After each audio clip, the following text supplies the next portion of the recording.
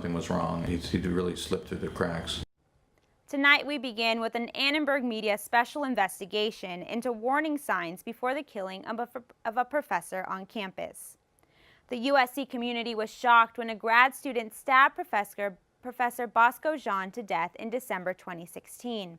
Good evening, I'm Leslie Ambris. And I'm Taylor Edgell, but now Annenberg Media's Cole Sullivan and Sam Bergum have uncovered a history of troubling signs starting 2 years before the crime. Cole Sullivan is here with us now. Cole? Those signs include a written warning from the student's doctor to Professor Tjan and USC. David Jonathan Brown took a medical leave, but he was back on campus only a semester later. For the first time tonight, we have details of the warning signs leading up to the killing. By all accounts, he was a gifted researcher. First, he was brilliant. A beloved colleague. He was the sweetest, nicest guy. And a dear friend to his USC colleague, Professor Irving Biederman, and many others on campus. He was such a good friend. It's so unfair. Professor Bosco Tjan was killed by one of his own students. It happened the last day of classes of the fall 2016 semester at his lab in the CLG Mudd building. Why you would do it in the first place, and it defines craziness. David Jonathan Brown was charged with murder and found not guilty by reason of insanity. He was sent to a state mental facility. The court recommends placement at Patton State Hospital. But an Annenberg Media special investigation has uncovered warning signs more than a year before the crime that Brown might do something like this to Bosco Tjan. Our investigation goes back to December 2014, when, according to search warrants, another grad student working in Tjan's lab began getting emails from Brown describing manic episodes. It's not clear who she told at the time. The LAPD detective working the case since the night of the stabbing says it's safe to say the university was made aware of mental health issues with Brown around December 2014. Then, in June 2015, USC's Department of Public Safety got a report that Brown caused a disturbance in Tjan's lab. A record of the incident says a student was cited to USC Judicial Affairs for intentionally damaging property inside a lab. Then, a week later, a more serious warning from Brown's psychiatrist to Professor Tjan. David Brown made a serious threat against your life. Annenberg Media has reviewed that written warning, which was also sent to DPS and shared with the university's threat assessment team. Former DPS officer Johnny Adams was part of that group. He says team members told Tjan they had concerns about Brown, but Tjan didn't think the threat was serious. In a statement, USC says it persuaded David Brown to take a leave of absence. Adams told us the threat assessment team got Brown to go home to Connecticut and seek medical treatment. The LAPD says Brown took a leave for the fall 2015 semester. USC told us it took considerable action to ensure the safety of Professor Tjan, including extra patrols around Tjan's lab, restricting Brown's access to campus, and alerting DPS officers.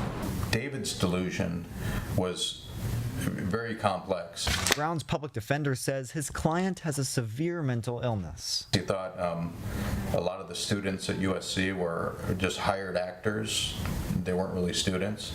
He thought the doctors in the neuropsych department were all conspiring against him and were actually doing human experiments on not only him but other students. He thought that Bosco was the ringleader of this whole thing. In 2016, Brown came back for the spring semester and continued his work with Professor Tjan. Despite what the LAPD describes as a long history of threats made by David Brown against the victim, detectives say he was Tjan's TA. USC says Tjan advocated for Brown's return to the lab, and Brown's attorney says Tjan wanted him back in the program. He's the one who he wanted to take him back, and he was his biggest advocate, and they were friends. USC told us there were no incidents after Brown's return, but a DPS sergeant told us when Brown came back, there really wasn't a system in place to make sure he was all right to come back. The day before the crime, Dr. Biederman says Brown and Tjan were in the same room, only one seat apart. There was a student between Bosco and David Brown, but David Brown was there, and had I known about the threats, I would have, gotten closer or something, or put myself in between. The next evening, 17 months to the day from the written warning that Brown made a serious threat against Jean's life, he stabbed him to death. A search warrant says Jean's colleague heard yelling and left her office down the hall. She saw Brown standing over Jean's body, shouting, "You have been torturing me for years. I have finally had enough." David Jonathan Brown is at Patton State Hospital, where he could spend the rest of his life. Since Jean's death, USC has reorganized its Threat Assessment Office. DPS tells us they have a better system for tracking threats to make sure people, quote, don't fall through the cracks. Critical to that system is USC's Threat Assessment Officer, Patrick Prince. Part of his job is to make sure that another tragedy like this one doesn't happen again. It's my overall goal and overarching, really mission. How do you identify vulnerability? How do we get involved early in the process? And then how do we manage it or mitigate that risk over the long run? And that's what I do. What about those instances when no one saw it coming?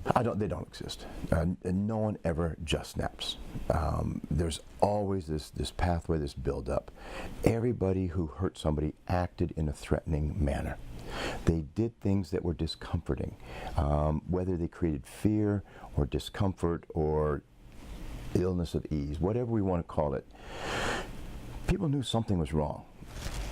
That's when I want to get involved. But most of all, I just want to make sure everyone here goes home every day. I want students to come here and grow. I don't mind weird. I don't mind different. I don't accept threatening and dangerous. To report threatening behavior, you can call 911 or the DPS emergency line at 213-740-4321. If you or someone you know is suffering from mental illness, help is available. The number for the 24-hour crisis line at the health center is 213-740-7711. We've posted our full interview with Patrick Prince on our website, uscannenbergmedia.com. That's where you can also find more details of our investigation.